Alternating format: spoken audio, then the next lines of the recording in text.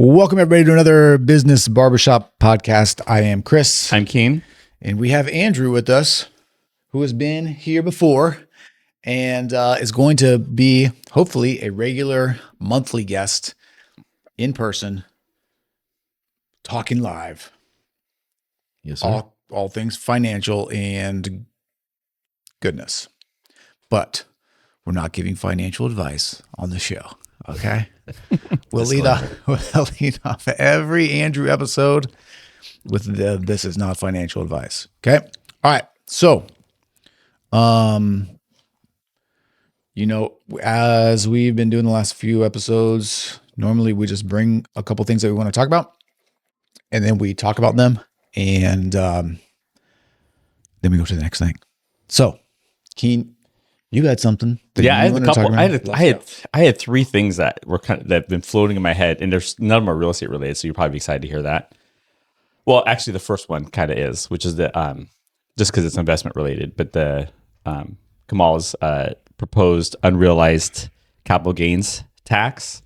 Has some pretty strong opinions about that, and then the other ones are kind of tech related. One, I felt like everyone kind of fell off the whole VR, virtual world, metaverse type stuff for a while. But I'm really interested in some of this new tech that's coming out, like the smart glasses that are coming out. I mean, I'm inspired by having some Tony Stark glasses.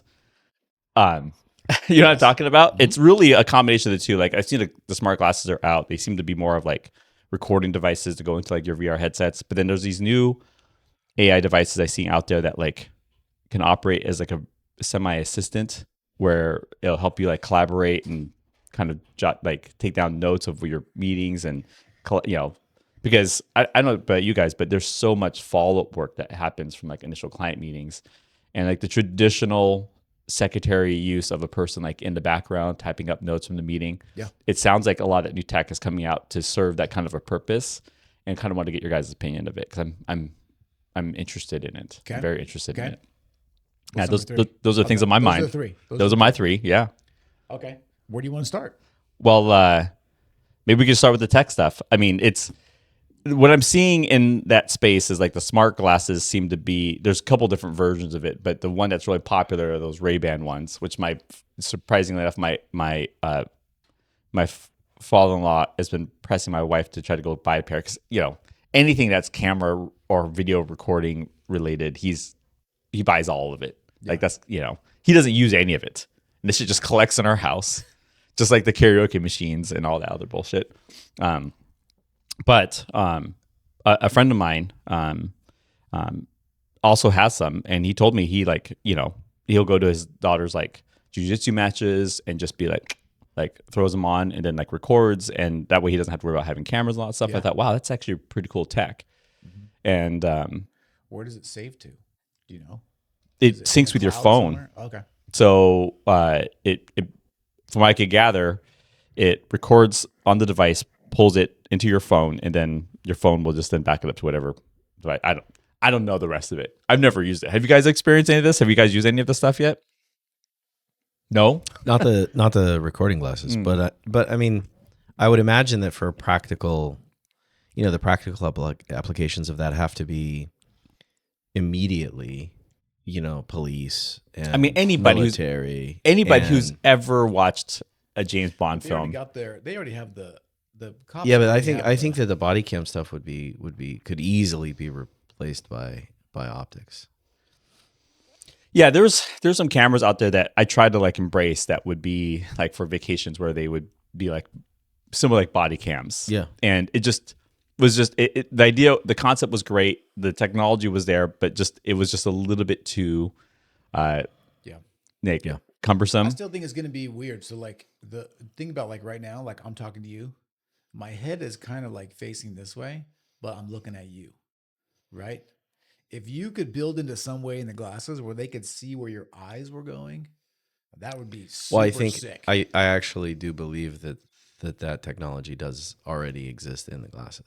And it senses where you're looking. And if I'm not sure, how much have you used VR headsets for? Because my kids have played none. Okay. Well, I have like walked off the plank on the I've used them. The beam. I've used some of the VR. The beam where you're walking across two skyscrapers. Yes, I have done that. That's about it. I mean, we went to, yeah. I can't remember what the games were on that one. What were the games on that one? There was like a sword.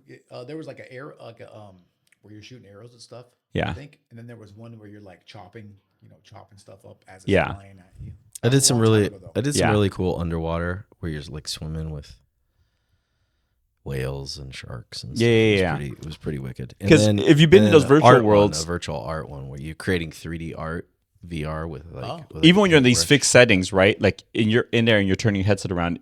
Like what I could gather is the camera that's recording that particular thing is extremely, wide angle, however you want to call it. The perspective of the lenses shoot at these really broad angles. So even if your head's fixed, They'll still catch it. yes, basically, that within the peripherals of where your eyeballs can turn is what the lens is capturing anyways.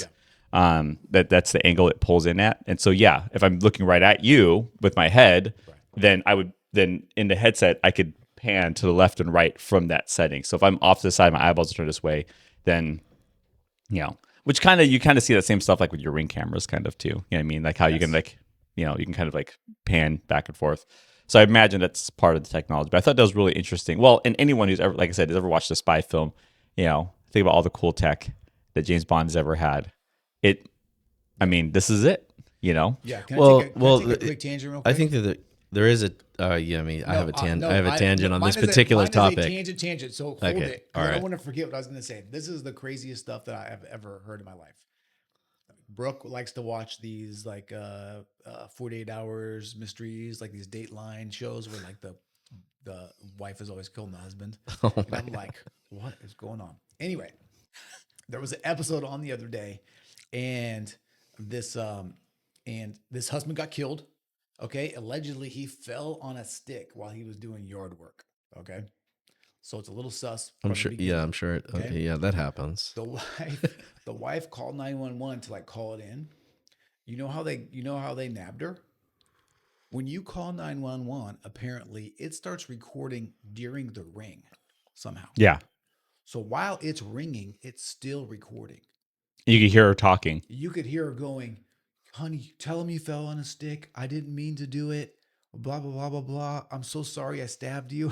It was like, because then once the person picked up, then, she was like, "Oh, he fell on a stick." And she was like, "Tell him you fell on a stick. Tell him you fell on a stick." Or I'm not calling 911. Anyway, Yeah, because if you think about like in those 911 recordings, you could hear in the recordings, you could hear the ring and then the person say 911. Yeah. I never knew that. It kind of, That blew my mind. Yeah. I was like, Well, what? I mean, that opens the door to a broader conversation, which is like, are your phones just listening, regardless of whether it's 911? Probably, but maybe, but they may not. Oh, be yeah. recording I mean, someone. people have always had this whole like, we're going to lose all of our privacy and blah, blah, blah. I'm not saying it's not a big deal, but what I am saying is like, well, I just don't know if I'm interesting enough that they should care. No, I don't care. Yeah. I'm not doing anything scandalous enough for it to matter. Yeah. So I'm cool with it for now. The problem is if things start I got no interest in this topic. Andrew's like, no, I would be nice about this. Well, how do you be polite about it? Well, this actually was it's a perfect segue into the tangent that I was going to bring up about the glasses. Perfect. Okay. Go. Which is that if you wore VR glasses in here, I'd be fine with it. Mm-hmm. Any other time that we're spending time together, I would ask you not to wear them.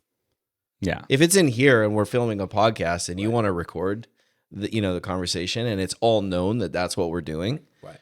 But I'm not down. Sometimes you just don't want to be. You want to be able to have a conversation with friends without feeling like you're being recorded. Yeah. And I agree with you, but I think also you never know. well, think about our child. Like, we're old enough that we grew up in a time where everything wasn't on camera. Right.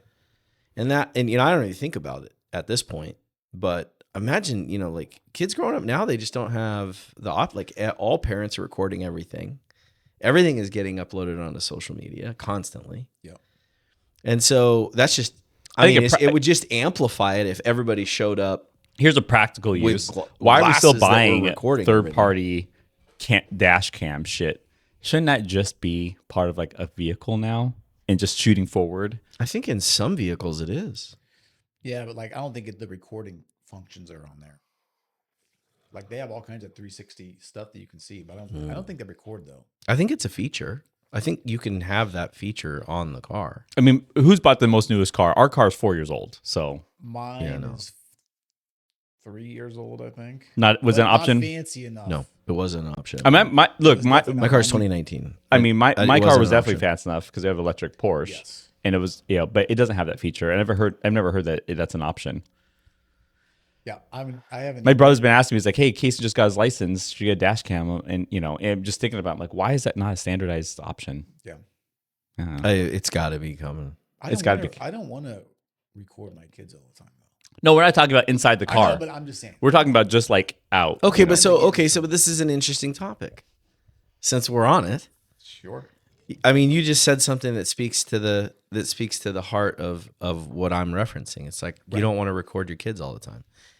It's like I don't want to track their phone. I don't want to record them all the time. I want them to have some sense of growing up, the way that we did in private to go figure things out. It ain't happening. No, I That know, beast I can't get be put back in that You cage. can't put it back. Yeah, how do you put it back? Especially when you track them on their phones and everything that they're looking at. Well, it's easier to say that because I'm not in that boat yet either. But when your kids are not, I have young kids, so I don't have to that's deal what I'm with it saying. yet. When your kids are not driving, I would say probably 16, 17, 18, that's when it becomes Yeah, when more you're like- important. Yeah, because you kind of just want to, because they're not. Here's the thing. I don't know about Kaysen's probably a great communicator. I'm sure he's a good kid. Most teenagers are numbskulls. He has his And numbskull they're moments. not good at doing anything. He has moments, but we all Yeah, have well, moments. there He is are a good more kid. regular momentary. There are the more regular momentary lapse in judgment happens. No, and my kids are It good, certainly like, happens more They'll be frequently. like, Yeah. hey, we texted you. Did you see that text? Yeah. Did you reply?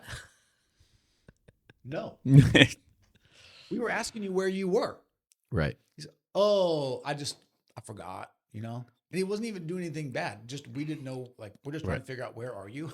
Yeah. Yeah. It's like, bro, Right. reply. Well, you can That's track where it that on. stuff You comes can in. track like where the phone is. That's what I'm saying. That's what I'm talking about doing. Yeah. Just so you can see where they are if they're not. But this is I think a recording all the valid. No. This is really the conversation about.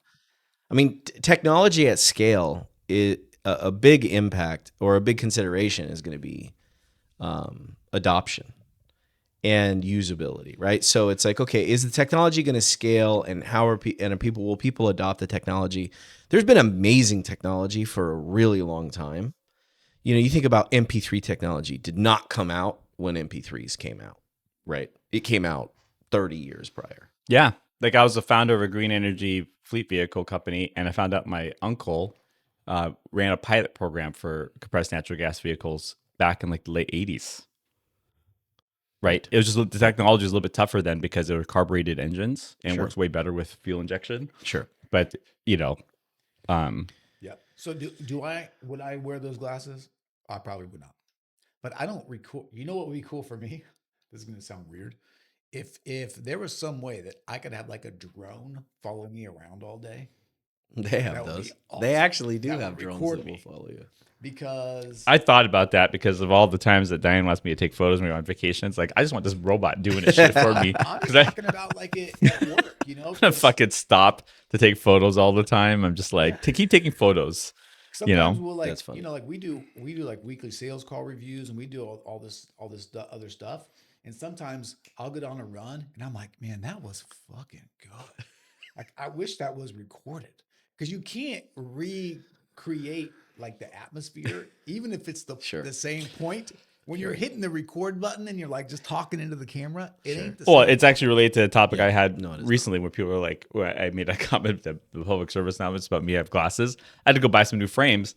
And then my friend Young was talking about how he wears his glasses. I'm like, oh, well, maybe one of my frames, I should get some replacement lenses and should be one of those because just dual purpose. Because people are buying those just for the smart glasses function. But I'm like, there's a sunglass version of it that Ray-Ban makes, and then there's like a clear version. The recording one. Yeah. And I was just thinking like, well, maybe the clear ones should be one of the frames I get because, I just have to start wearing them more often. You know what I mean? I just can't reach shit anymore. So. Yeah. But I'm not a fan. But I'm also, I don't know, the VR stuff seems cool. Have you seen I think it's the Apple, what's the Apple one? Oh my God, the $4,000 headset. But you can look at the TV and it will show like all the player stats on this. It gives you like two more screens with like real time stats and stuff. Part of this is just discovery. I think we're going to go through this. We were early adopters of VR headsets in our household for video game stuff, and the newer ones already have that like, I think they call it augmented reality. Yeah. Where you put them on and you can still see the room you're in.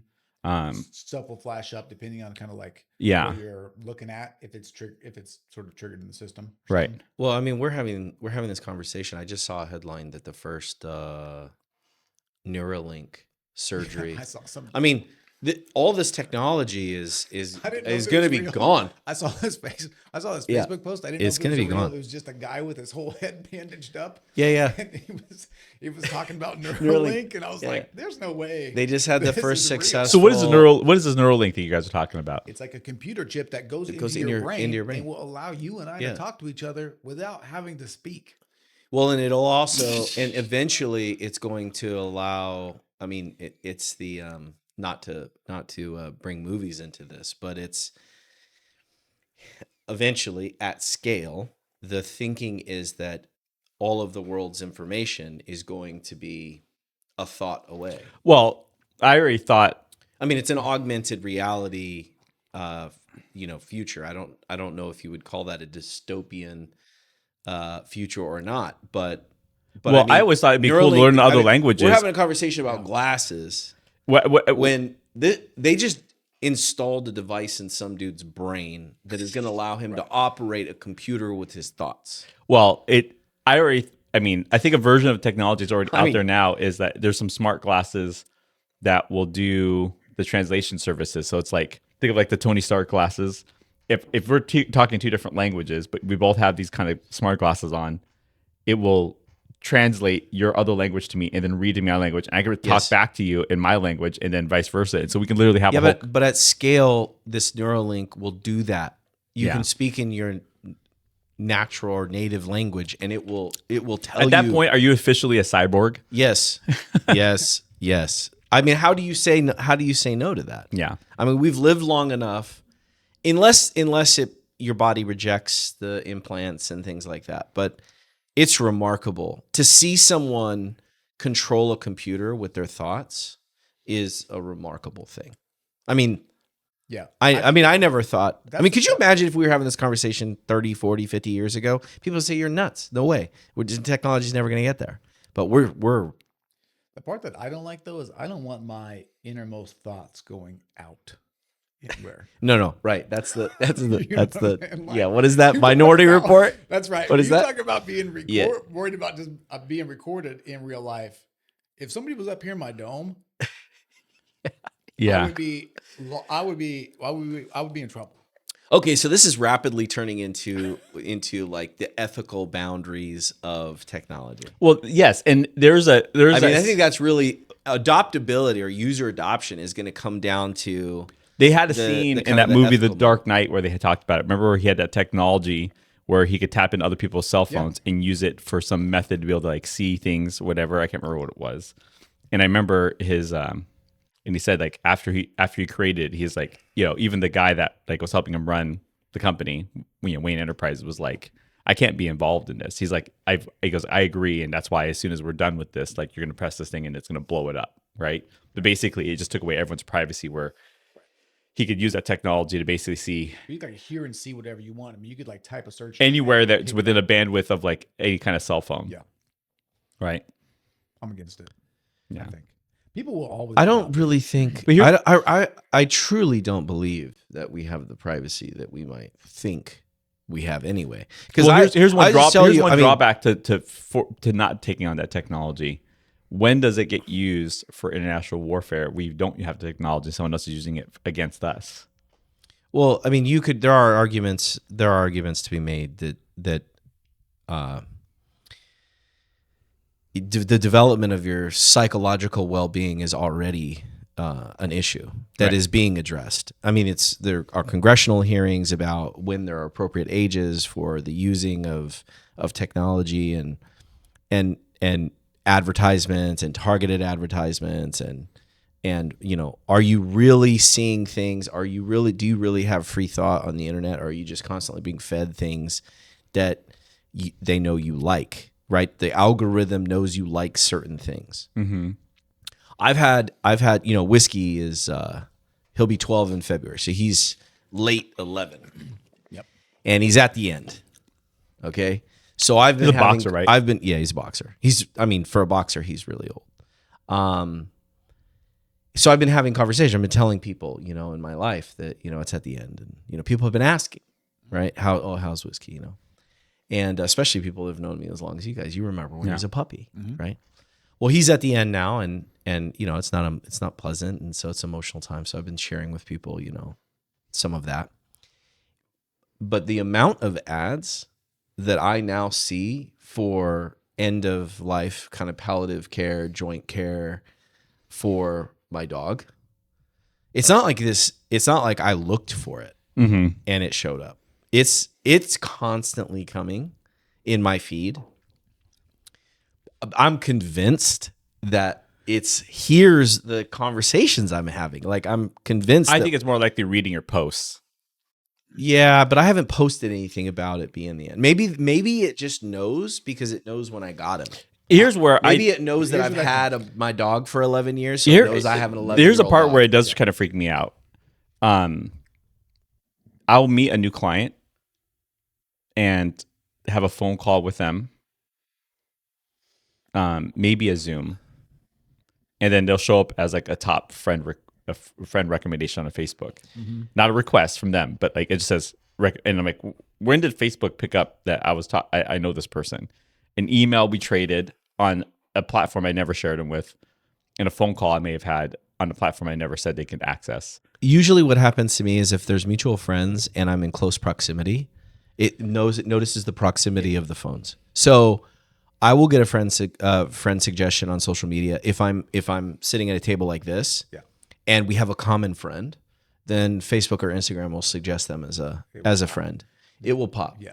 The other thing for you, I don't think that they're listening to your phone. I think it's no. two things. I'm just. I think it's two things. Thing number one, the targeting of those advertisers is pretty good. Sure. Like, you're in the demographic of someone, even if they probably do know you're a pet owner in some way. Well, yeah, I put all that on social media. So it's not even just you being a pet owner. You'll get those type of ads. But the other thing too is it's kind of like that. Like when you go buy a car, and then you see all of the that car sure, around. sure, yeah. It's kind of like I think it's called the red car theory. Yeah, As a matter of fact, I think the study is called Bader-Meinhof.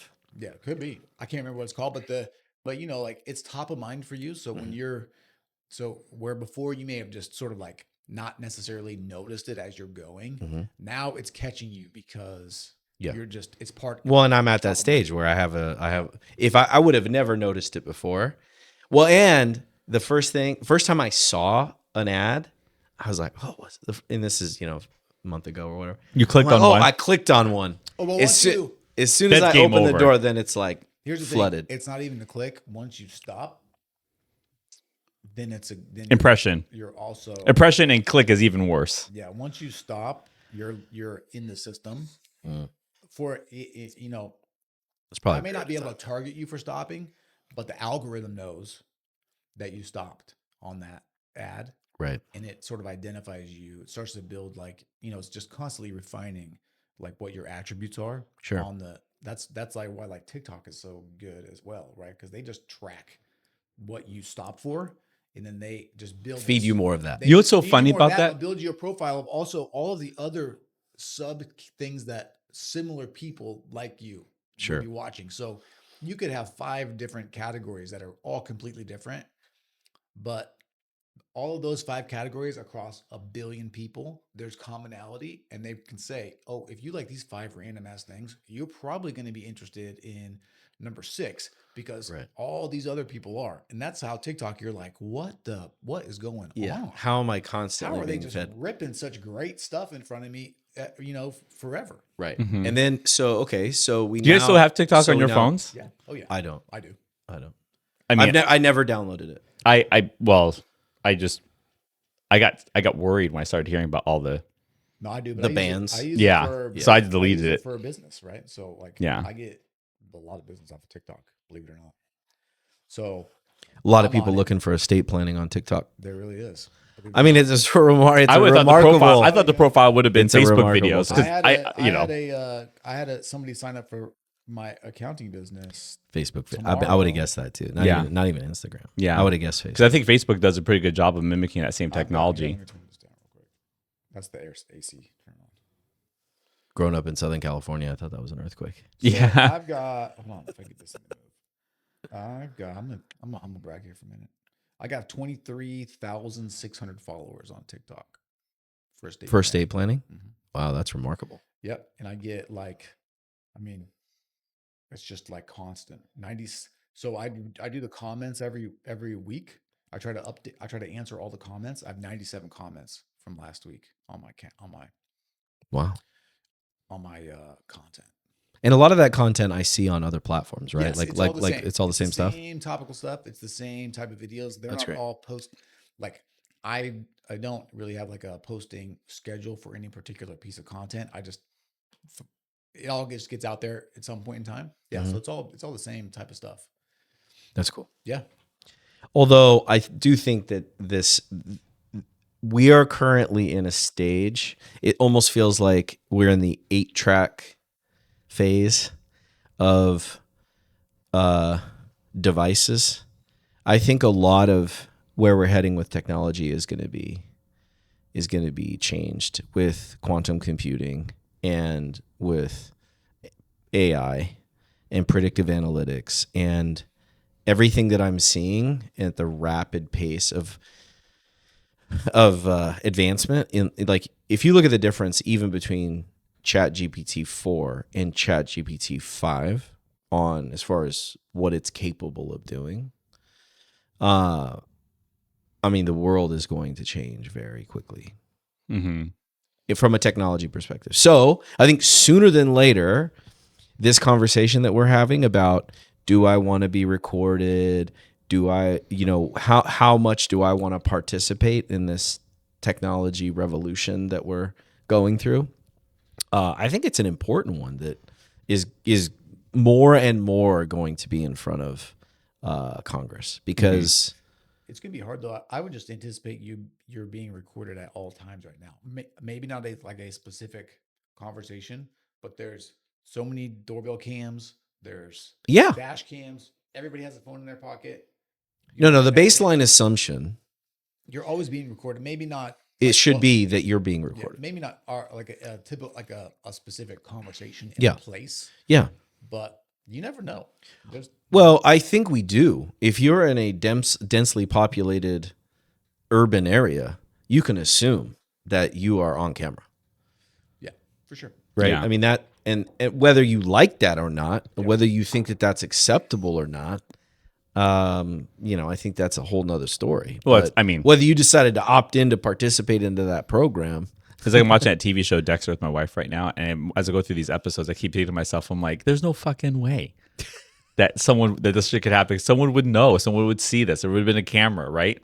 I mean, granted, I think this show is a little bit dated now, right? I think I don't want to. It's a little bit dated, but here's the thing: all of these cameras that are recording everything, it's not as if there's somebody watching them all.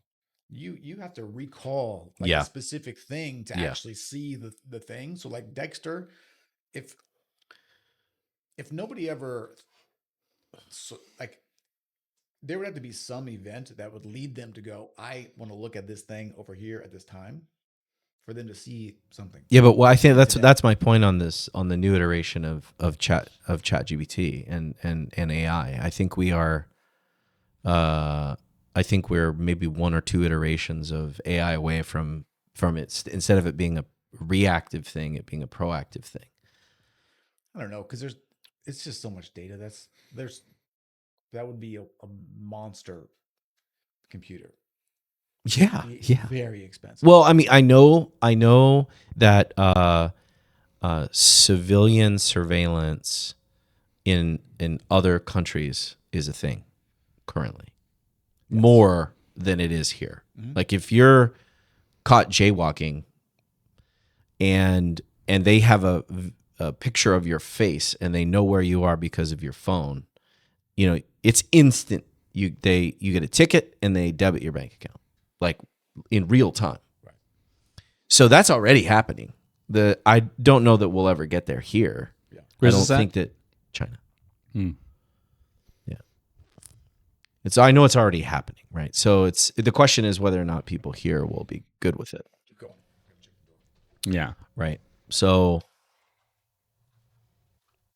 Well, I'm ready to embrace a version of the technology to make my meetings easier. well, And dash cams. by the way, I have so there are a few people that I meet with pretty regularly, once a month, twice a month. And they record. They have a digital recorder in the meeting. So whenever they log on, they have a digital recorder that takes meeting notes for them on whatever platform that they're using. Mm-hmm. So I know that they exist. And then you get a meeting summary of like all the notes.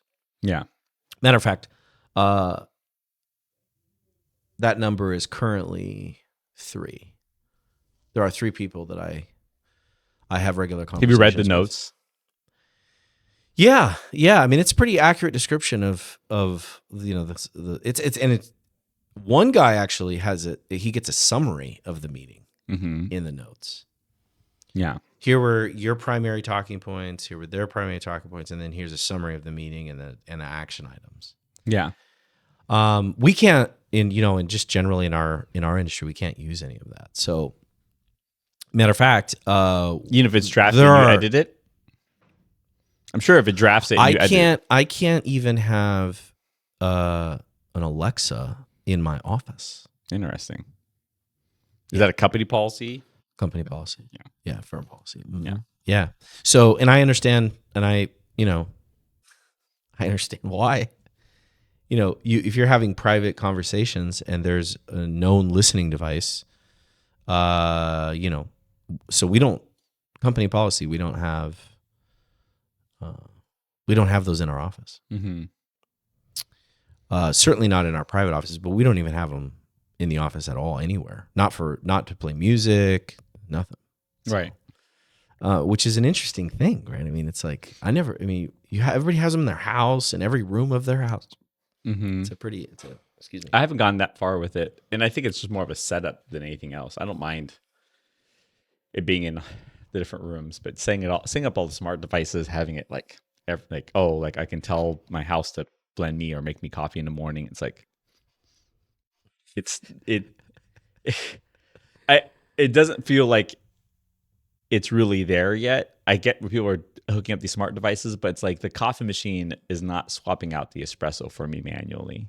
No. So I'd have to set it up the night before and then tell it in the morning. Well, there's also, some people enjoy the process, right? So I think this just goes to, preferences account for a lot, right? So I like making coffee. I like boiling water and making tea. I like that. So I think that there's going to be a time where, so to this point, I like writing my notes and thinking through, translating my thoughts onto paper, and I like making notes. Do I think a virtual assistant or something that is recording meetings would be helpful? Yes, of course, absolutely. But if I had a choice, I would either have a person in the meeting or I would be taking notes on paper. But I think that both are less efficient than like an AI recorder would be. There's already a solution to that, really, though. Like Zoom will has an AI function. Yeah, where well, they we will were just listen- talking about this. Yeah. Oh yeah, they'll listen to the whole thing and they'll give you like an entire breakdown of the meeting, notes and all on Loom. Yeah. If you record something on Loom, which is like a screen recording kind of a software, Yeah. use it when we're like reviewing plans and stuff. It will break everything down into like SOPs. You know, so like Right. if you Right. say like step one, it will create a whole thing for you. It already does that. You know, I was listening to this podcast the other day somewhere, but and this also just goes back to using tech, I think, efficiently. He's like, well, look, we don't really do in-person meetings anymore because it's really, unless they're like maybe like a stand-up type of thing where it's going to be quick, because it's just so much more efficient when everybody is dialed in to share a screen, you know, to share like numbers, to share like something that you want to talk about. Yeah. So much easier when everybody can see it on their screen clearly, as opposed to like, you know, being here and you got, you know, big tall gyms in front of you or something and you're like Yeah. you can't see, or you're distracted, or the audio's kind of bad. Like it's all like So Zoom has that feature, but all the other platforms, because I feel like I'm getting shoved into like Microsoft Teams more often. I would imagine they should, because don't they own all the Chat GPT stuff? they own Chat GPT, but there's like Gemini, there's a Google, There's a bunch AI of versions of product. it. There's one other one too for sure. But like I use Google's my platform. We use Google Meet for our meetings. I don't know if it can do it or not, because I just we don't need that functionality for our meetings. Mm-hmm. But Zoom is independent. They're not owned by Microsoft. I don't like Microsoft products except for like Word, Excel, like the Office products The I use. the legacy product. But even those, I don't subscribe. I buy every time I get a new computer, I buy the download and put it on the computer. It's like I don't have a login for Microsoft. We have an automated program, so every 36 months we get all new hardware and software, and it's all managed by a third party, so I don't ever have to deal with it. That's nice. Mm-hmm. I wanted to automate that part of our life. I think the short version was, I remember thinking to myself, like, it'd be cool to learn another language, but I think it's getting to a point where it's not totally necessary. It's not. No, I think within a few years, the translation technologies are going to be so powerful that. Yeah. And again, unless you just enjoy that kind of thing. I tried fucking learning other languages. It's fucking hard. It is way hard. too hard. It is Yeah. hard. It is hard. But that doesn't mean that you wouldn't enjoy it. I mean, look, I know you enjoy doing hard things. Yeah. So do I. It's just whether or not language, you know, if I was in France for an extended period of time, I would want to learn French. Yeah. Right. There's a functionality element and there's an entertainment element. There's a personal joy element. I would want, if I was in South America or if I was in Mexico for an extended period of time, I would want to learn Spanish. So, yeah, but that would. But given that it's only usually a couple weeks at a time, that's a heavy commitment. Yeah. I saw this thing though where it was a Chat GPT like expo, you know, like demonstration. Yeah. Where they were like, hey, Chat GPT, I'm going to have a conversation with Keane and I'm going to speak in English. And can you translate that to Italian for him when I talk? And she said, ciao. Or like, yeah, see. Yeah. And then I was like, what? And like, it was seamless. Like it went right back and forth. Wasn't that a TED Talk? I thought it was a TED Talk, but it was like that format. Mm-hmm. Yeah, I think I've seen that. That's right. They were showing what you could do. Yeah. And I guess that's kind of the point, is that I think we're talking about technology, right? No. But we're in a time in our lives where all of the technological changes that we've experienced in our lifetime, you know, there's going to be more technological advancement this year in the next 12 to 18 months than has transpired in like all of our life.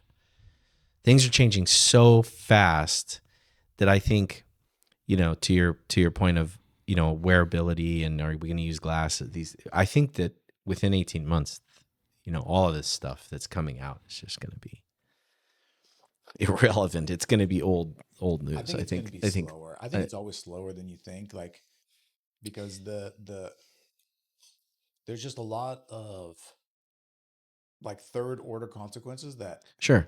people have to deal with that they haven't figured out yet. You know.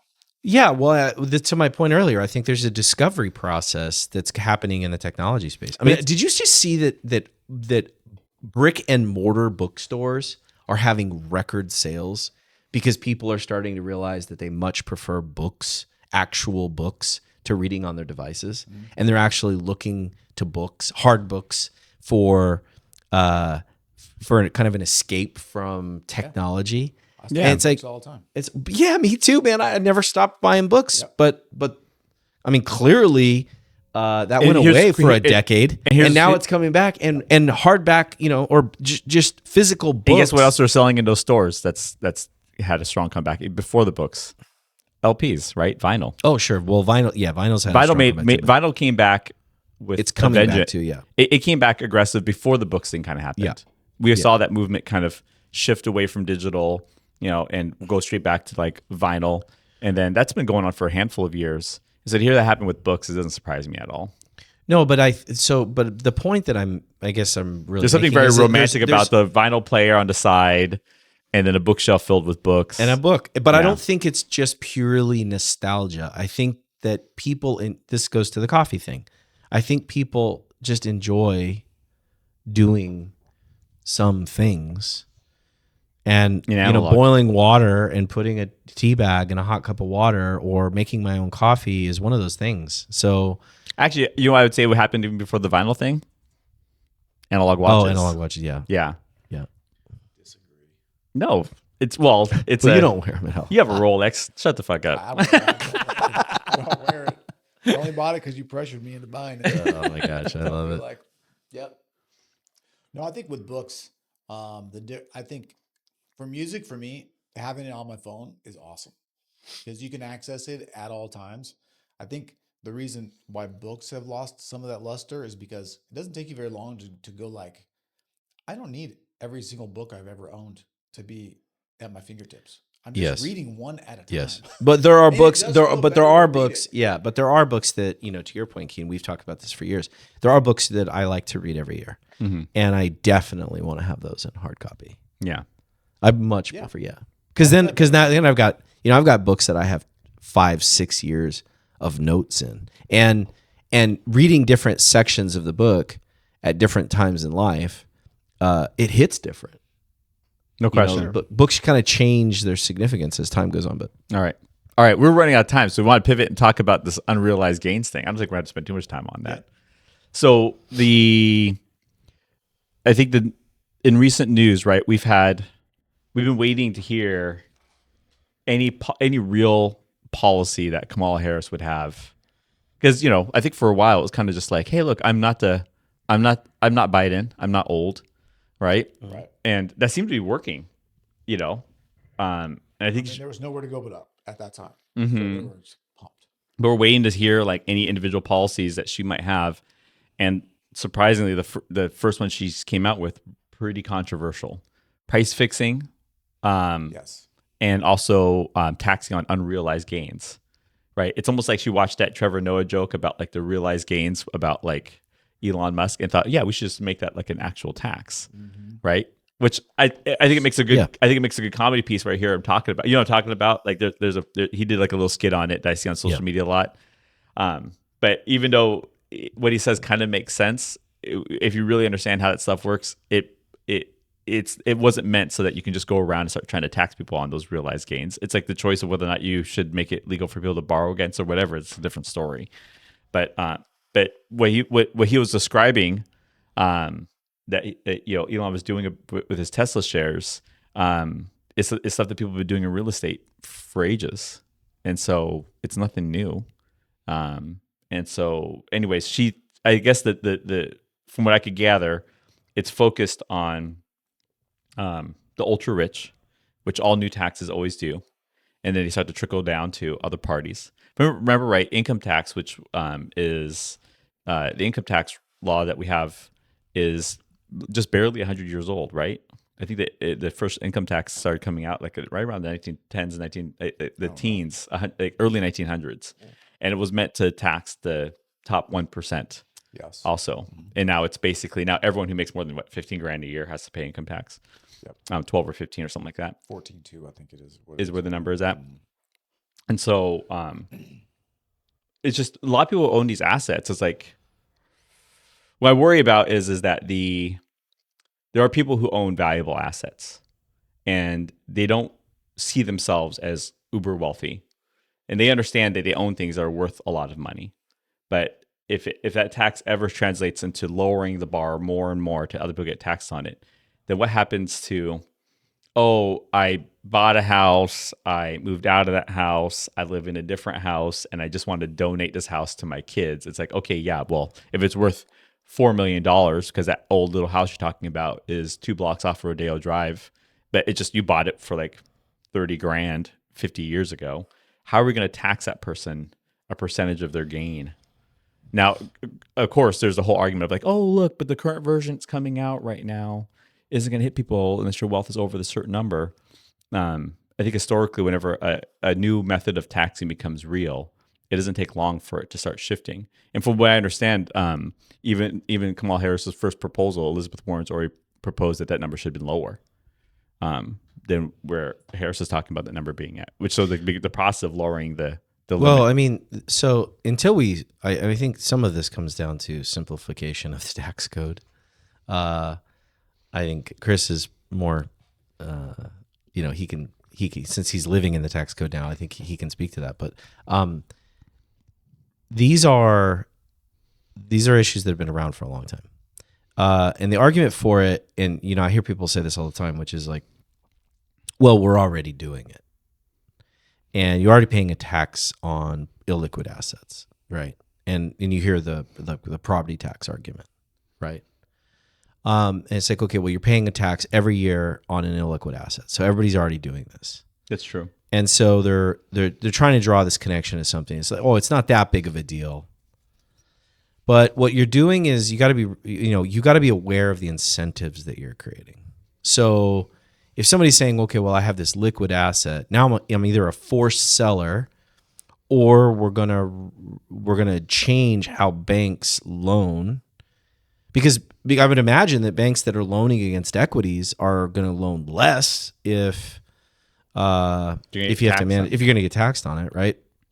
And then what does that do to step up in basis, right? There is no step up in basis. You're paying taxes step up in basis goes away. Right.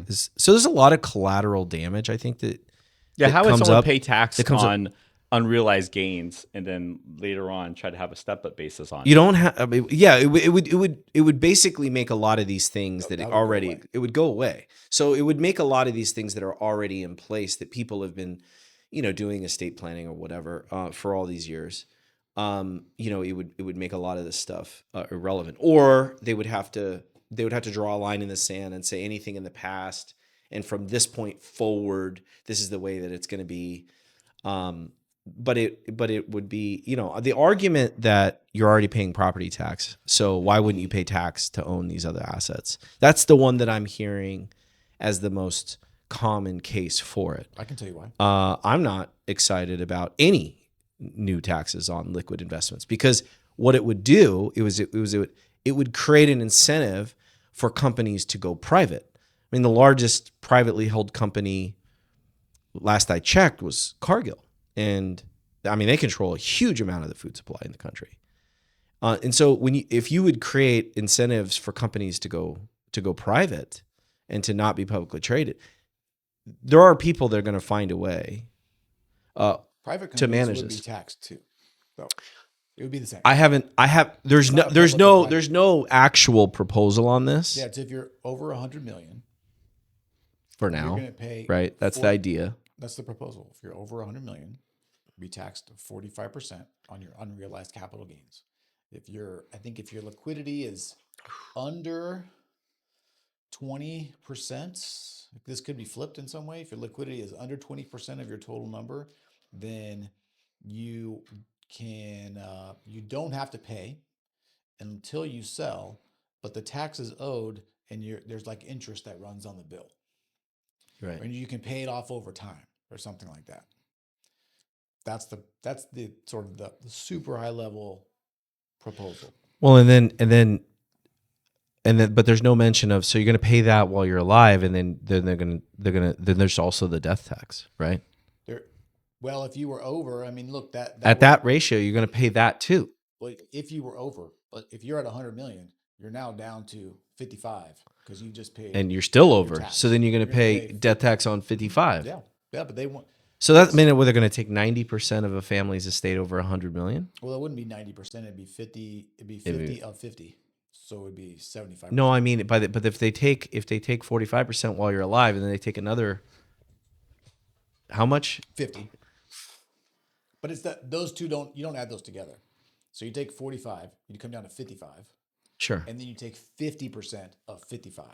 Right. So in total, what would that be? It'd be like 75% of your In this assets. particular In this particular example, it'd be 75% of your estate would Yeah. go to taxes. Between, I mean, that seems pretty brutal. Well, I mean, it is pretty brutal. That's why we don't do it right now. But the taxes are not the biggest. So, real quick, couple things. Number one, the tax system is actually not that complex. The amount of tax that you pay is based on the income that you have. That's like pretty straightforward. There's just different tiers. Whatever Right. bracket you fall in, that's the tax that you pay. Yeah. The rest of the code is exemptions, deductions, and credits, which are in place to try to get people to take action.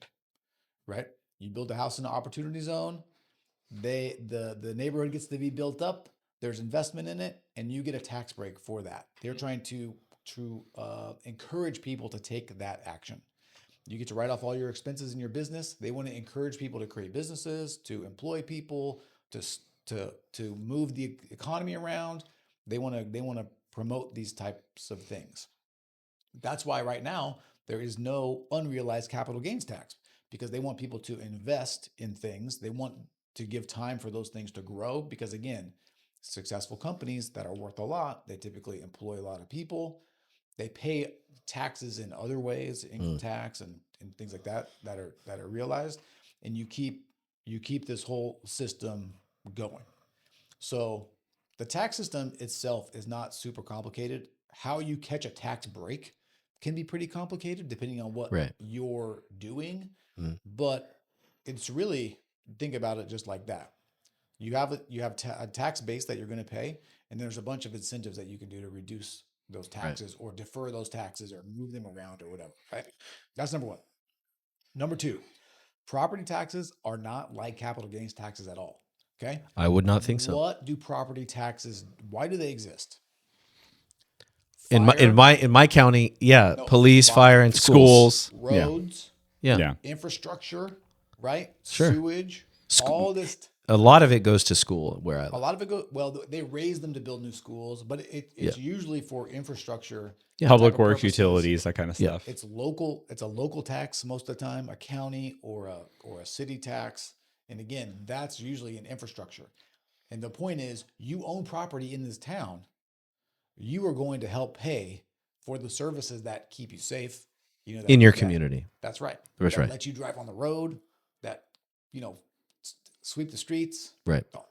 Not pick up the trash. You pay that separate. But all these different things, all these different services that you get inside of the city, including funding the government. Quite frankly, that the city, the local governments. So it's not the same at all. It's not meant to be like an income type of a thing. It's purely a way to pay for infrastructure. And I think that type of tax. Well, and even that is capped. forever. Even that is capped at what? 2%? No, I mean, most people are not paying over. Well, Texas is 2%, right? No, Texas I mean, is- even at the highest don't- property tax in the country, it's not 45%. It's 2%. It would never be 45%.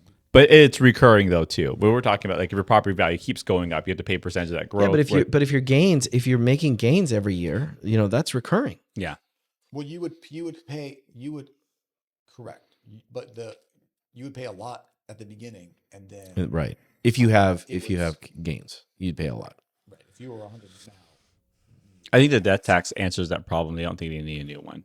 Well, you have to imagine the incentive so here's the that reason, gets created. well, here's the reason why that tax doesn't work and why they'll never do it, because it doesn't do exactly what the tax code is supposed to do, right? It won't just stifle growth. It will just stop growth in its tracks. Well, and it would create a lot of forced sellers. But who's going to buy?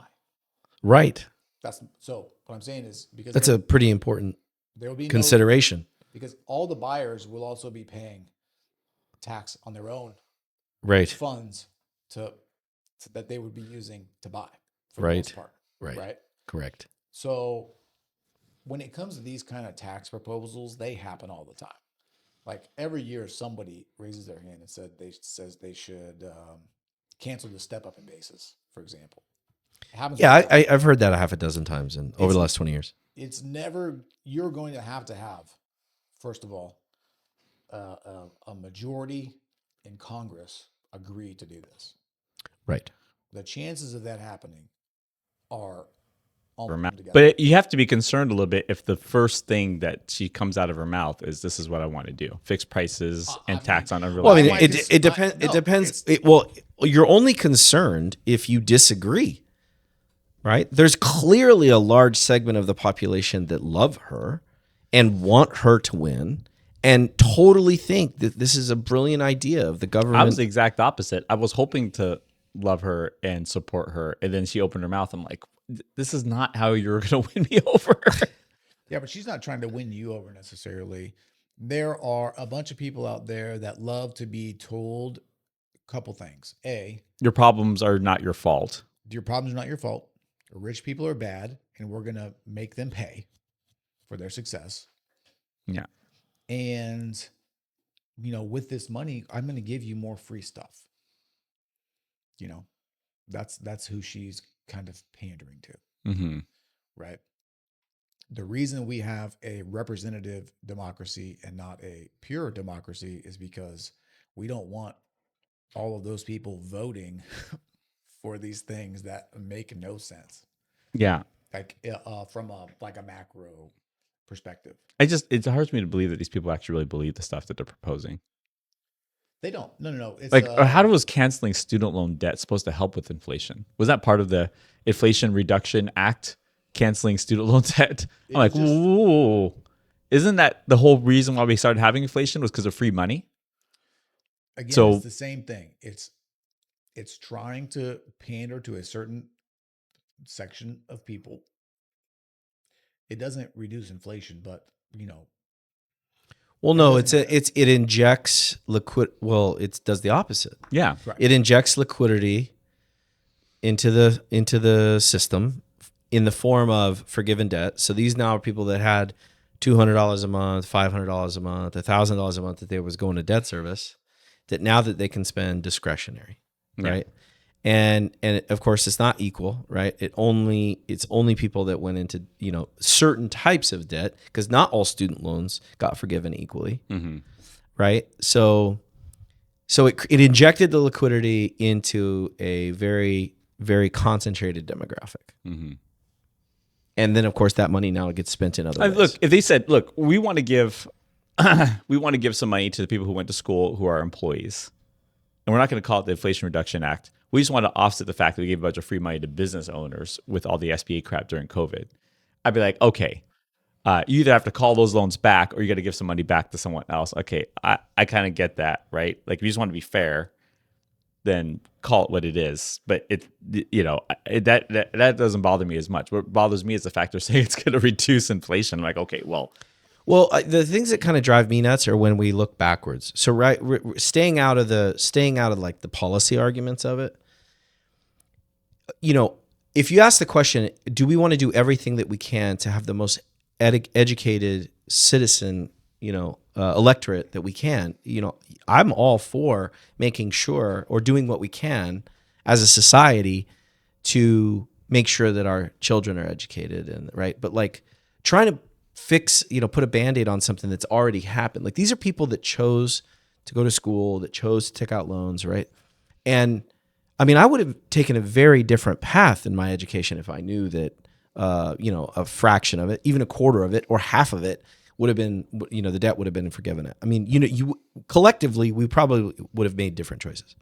In relative terms, the way that they have handled it, it kind of rewards a lack of responsibility. Well, so but if you just take that whole budget, without even going too far down that road, if you just said, what would more people in this country have been behind? Forgiving student loan debt for the people that already went to school and got an education, or ensuring that the next 2 or 3 generations get their trade school or community college degrees paid for. So you can graduate with a 2-year degree with no debt, or you can have all of your trade school, your choice. And that's for the next however many decades for the existing budget, right? So what would more people in the country have? Well, we didn't get it that choice, right? Because these decisions were just made unilaterally. Yeah. Right. If we would have had a choice, and this is inherently the problem with, I think, the current, what's going on, at the federal level, is that these decisions are not being given to the people of the country. Right. If you would have said, you argue the same thing was wanna- true with like the business owners with COVID stuff, but the reason why that stuff was done wasn't for that purpose. It wasn't just, it was meant to try to help protect us from this terrible recession associated with, Yeah, you But it can't ended up shut being down. kind- You can't it- shut down the economy. The people I just think of that this issue country is are not supposed to weigh in on these factors, except with their vote for their representative Yeah. in government. But what we're talking about was not something that ran through Congress. It was a unilateral, executive order. which means we're not from really a democratic Biden. society. We're really a republic. well, We're we a are democratic both republic, right? Because we have Yes, free we are. elections where everybody gets a vote. It's all counted. Allegedly, I'm kidding. That's for your. No, don't that's for point you at to go me. down. Don't point But, at me. Yeah, so everybody votes, but what you're voting for is a representative who is then going to make decisions for you. Yeah. So it's democratic in the sense that you are electing people, but Well, isn't that by then- definition more of a republic? Isn't it's a that? It's democratic both. republic. It is a democratic republic. It's both. Yeah. Yeah. Yeah. I think, well, we can go down the student loan. What I would have done for the student loans is different. Just even sitting here thinking about it, I would have done one of 2 things. I would have just said, there's no forgiveness. You have to pay back what you pay. But I would have just said, look, for all of your student loans from now and even new loans in the future, it's a 1% interest rate forever. Yeah, I think that Like we're not trying to make money off of you on this deal. But forgiving want- interest above and beyond the inflation rate, I think, is pretty generous. Well, the principle the is issue, a little rough. the yeah, issue. it's hard though to say. The other thing too, though, is it's really hard to be angry at people that have student loans because you got to remember. I'm not angry at them at all. What I mean is like they're making poor decisions and things like this. It's really hard because just you got to remember that most people are taking these loans out when they're 18, 19, 20 years old. True. They don't have any comprehension of Financial Well, responsibility. that's a whole nother. That's payments you know. alike, you know what I'm saying? So like, Yeah, it that's a is- whole nother I issue. can see why people would. Yeah, I have don't blame student- them at all. I don't blame why- them at all. Why they feel burdened because they took on all this debt, not realizing it was going to really hamstring them for the rest of their life in some cases. Yes. And that it is a really impactful for them. Yes. So to find some way to, but again, you can just adjust the terms a little bit. Yeah. Of the loan. Well, so make these that are work. private. So these loans are owned, but not most of them that are not owned by federal. They were not federal loans that were forgiven. They were not. So they're private loans that were forgiven. Well, goes to the bigger issue: is that the government could have bought those private loans and then fixed the rate at 1%, and it would have just been an asset on the balance sheet instead of being privately held. It could be publicly held. But that's why if you file bankruptcy, you can't get out of those student loans. The ones right. you can't get out of are the government are the government subsidized ones. Oh, really? Yeah. All the student ones, you can't. It never came into I mean, I went to I kind of paid my way. I never went into like the student loan route, so I don't know as much about them. Mm-hmm. Only from what The government I've read, subsidized ones that are the they're- ones you can't bankrupt and discharge in your bankruptcy. They're also the same ones that you can do income-based repayment plans. So your payments can be based off your income. And so if you end up being on IBR payments, income-based repayment payments for more than 10 years, then they already forgive the balance anyways. And what's funny is that, I mean, it's something that you probably haven't researched as much, but someone told me that one of the biggest professions most commonly associated with principal forgiveness of student loans, because they are in IBR payments for 10 years, is actually people who've gotten their law degrees. Yeah, but you have to work in like public defense or something like Yeah, that. but there's a lot of people who have they're just not in the world of being a business owner, running their own firm, making a good income. And so they end up getting these staff jobs or making like 60 to 80 grand a year. But the size of their student loans are so large that they end up being on IBR payments for 10 plus years and they get forgiven. Yeah. Which I've also heard, I'm not sure if this is the case with people who had their loans forgiven recently, but you get taxed on it as income when that happens. The principal forgiveness ends up being a taxable event when that time happens. So I don't know if that applied to the recent forgiveness that was done. But but if you're graduating with, $200,000, $300,000, $400,000 in student loan debt, and you make 65 grand a year, you really are not gonna get out of debt. Yeah. Those are gonna be lifetime loans. Unless that principal forgiveness for being on IBR payments for 10 plus years on subsidized loans existed way before any of this stuff happened. Correct. It has Correct. for years. Correct. So I feel like a version that has already been out there. Yeah, there has to. I think It is really hard to qualify for those programs. Though. Yes, it is. Mm-hmm. Yes, it Those is. 10-year those forgiveness programs are very hard. But I've heard that for less than 100,000 a year salaried staff attorneys. You have to be working for the government though. Like it's not like if you're working for my firm and you're making $80K, you cannot get loan forgiveness for that. Oh, really? No. Interesting. Yeah, you got to be it's got to be like public sector type of work. You're a teacher. You're a teacher, maybe. I'm just saying it's similar. Like you'd have this government. I'm just talking about like in the lawyer world. If you're doing like public defense, work for the prosecutor's office, maybe you work for the city or something, doing something, then maybe. But if you're just in private practice, I think they just tell you go get a better job or something.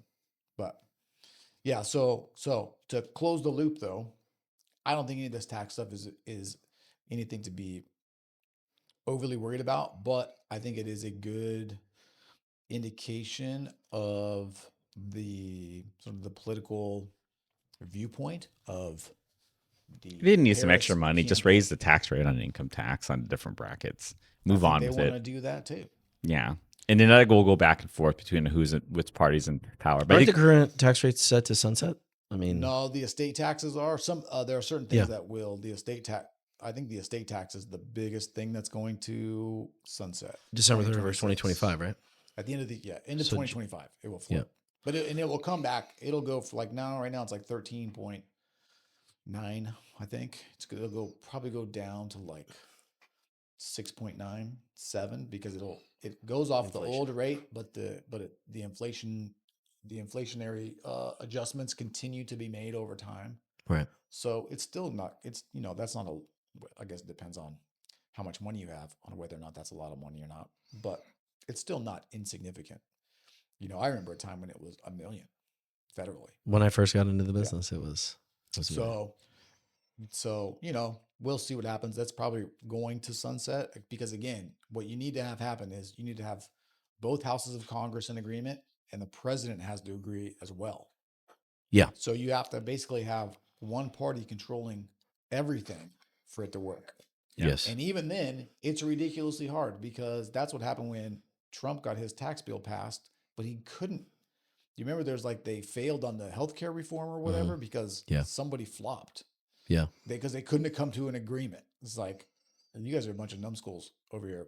So to do make these kind of big wholesale changes is actually, I think, harder than people realize. Yeah, but they do get away with it sometimes, and we had it with the Long-Term Care Act up in Washington, right? Again, it's the same thing though. You had both. That was with Obama. You had both. How there was a small window when everybody was together. When all the Democrats controlled both houses and the presidency, and you make it through.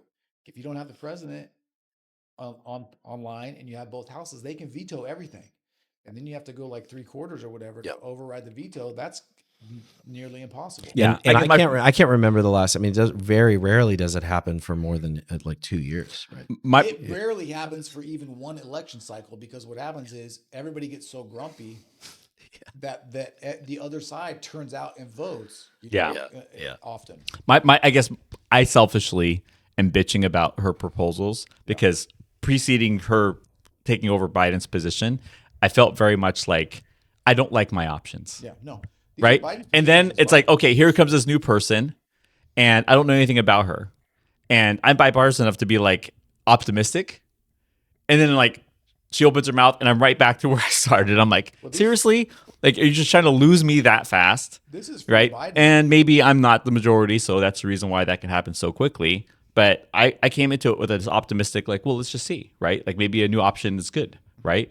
And then it's like, oh, God, you're losing me fast, and I didn't like, and so I selfishly am frustrated by that. I'm selfishly back in the spot of like, if you keep going down this path, you're losing me, and now I don't love my options, right?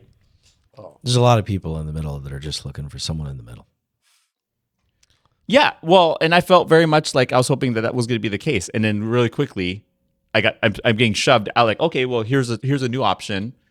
She's not gonna, she's not just a standing, barely alive puppet, and let's learn what she's got. And I'm optimistic, and let's, maybe we have a new good option. And then it's like the first policies that are individual coming out are like, at least from my point of view, just not things I support. We just have to wait 4 more years, and then it'll be. Well, and I guess while we're on the topic, I recently published a bunch of content on this. Historically, the market doesn't care. The policies that come out of an administration, folks care about, and the market tends to care about. But left or right or Democrat or Republican, markets shake all that off quick. At least historically speaking, if you look at the 4-year cycles in aggregate and add them all up and divide the returns, and markets don't really care. Yeah, because it doesn't make. There are other things that are a bigger consideration, and I would say between now and the end of the year, Fed policy is going to have a much bigger impact than really any other factor. Maybe geopolitical risk. Do you guys want to close? Do depending- you want to close our thoughts by all making right now some Fed cut policy predictions? Sure. Yeah, that'd be fun. I think that there will be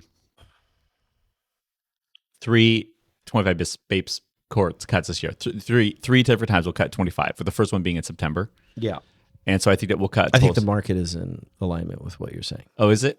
I thought it was closer to 50. I'm not quite sure. I'm not as optimistic about that number. Yeah. But. There's a part of me that feels like, what's funny is that like you would think that being that I'm a banker that, is driven so heavily by interest rates, I'd want rates to drop. And I would say that for most of the last couple of years, I'd be in that camp. In my personal world, my business is growing a lot right now. I wouldn't even mind if rates stayed higher for a little while.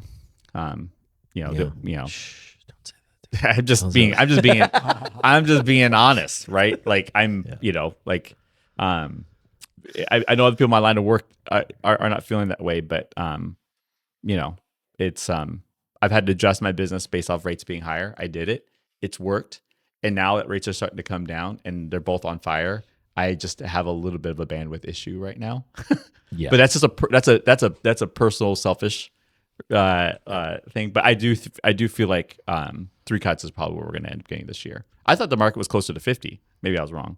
Yeah, my if I had to if I'm going to throw my hat in the ring on this particular issue, I think it's 2 25 basis point cuts between now and the end of the year for 50 basis points. I like your prediction because that's what I first said, but I kind of shifted to 3 recently. What about you, Chris? Yeah. I'm going to be the eternal pessimist right now in this group. I'm going to say 1. 1 25 basis point or Because I 1 just for think 50 because there's 30% there's a 30. There's 30% think that it's going to do 50 51 right now because of the thing we talked about last time with all those job adjustments. I think it's going to be 1 for 25. I think the inflation numbers are just not going to move in a way that's who's in charge of these Jerome interest rates? Powell. Jerome Powell. I don't think it cares what happens politically. I think he wants to try to even this thing out. Yeah. And not make the pendulum keep swinging. I do think so far. And I don't know if this is I'm going to watch how fast I'm going to get jacked for saying this, but here's why I don't think 50 bips is going to be cut. It's because one thing he's been very consistent with is whatever we do, let's do something what I think is the right thing to do, and then watch. See what happens. He likes the look and see. Yeah. And I think a 50 basis points cut, regardless of the jobs report info that we had that was off by 870,000 and more than $1 million stretched over a period of time, is still okay, yes, but now that news is out and the market has adjusted some, let's see, right? And if we do a small cut and it doesn't, and things aren't overreactionary to it, then we're positioning ourselves that we could always do it again. And I think there's enough time that he's going to take the position we could always do it again. So I think the people who are predicting that we're going to get a 50 basis points cut are going to get jacked. And then I'll probably get jacked for saying that. Okay, do you guys want to put like a little wager on there? Do I want to really? Sure. Lunch. Lunch? Yeah. Well, we got to make it more fun than food. I don't think I'm allowed to make it more fun than food. Oh, it doesn't have to be more expensive. I think it's, Well, you don't golf, so well, that's just the difference. What did you have in mind? I have no idea, but food's kind of boring. figure it out after the fact. How about the person who wins, the two losers buys them a bottle of alcohol capped at a price point. That seems reasonable. What's compliant in your industry? I think lunch.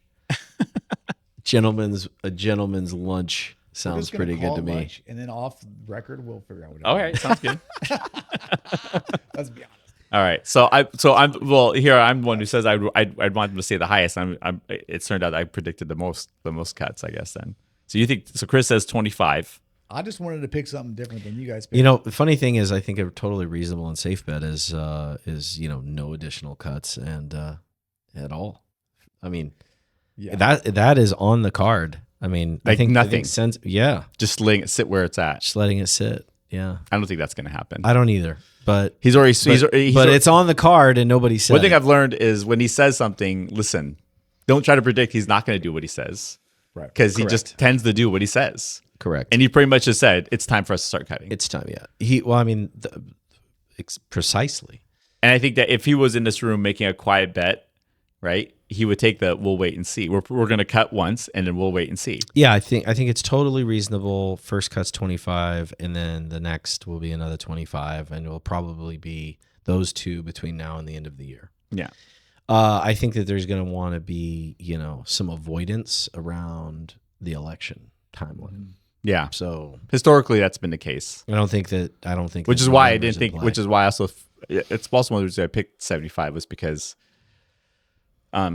it gives them room to cut 2 times after the election. I think it's going to be 1, then 2 nothings. And then, because the election happens in November, right? Yeah, November 4th, right? Right. And the Fed meeting in November is after that date. Yeah. So I was predicting that we would do one in September, one the Fed meeting in November, another one in December. That's the way I planned it, Work. Yeah. And then I just don't see December happening for a variety of reasons, but I think that the Fed will want to see the jobs report keeps how coming out Christmas worse. spending and how all of that goes. So yeah, but who knows? Like every time I feel like the economy's getting beat up, I go to the mall and I can't find a parking spot. I'm like, what the fuck's going on here, people? I agree. Like, what the hell's going? Maybe it's just Bellevue. I don't know what that is. Yeah. Go to Bellevue Square and it's like I cannot find a parking spot for the life of me. I'm like, where's this recession we're talking about? Well, and so I remember seeing some data in 08, 09 around, when things were really bad. I read something that Bellevue Square Mall was up 1% year over year. Like there was no decline in retail shopping in Bellevue. I mean, I think that's, it's a pocket. You cannot judge. I don't think it would be wise to judge the state of the U.S. economy based on the available parking at Bellevue Square Mall. No, but it is maddening. It is maddening. I get it. Yeah. We're like, okay, I'm just here for a fucking Genius Bar appointment to fix my goddamn phone. I can't find a parking spot for the life of me. You can't open a stupid store in a strip mall. I got to come to this shitty parking lot. Yep. Well, I think if you go in the middle of the day, you'll be a little better than if you go after 5 o'clock. But True. Not everybody has, time to go in the middle of the day. Yep. Yeah. All right, we're wrapping it up. Yeah. All right, so it's a good inaugural episode. threesome. Yeah. We're back next month to do it all over again. For the pod, I am Chris. I'm Keane. I am Andrew. This is the Business Barbershop Podcast. See you. See you guys later.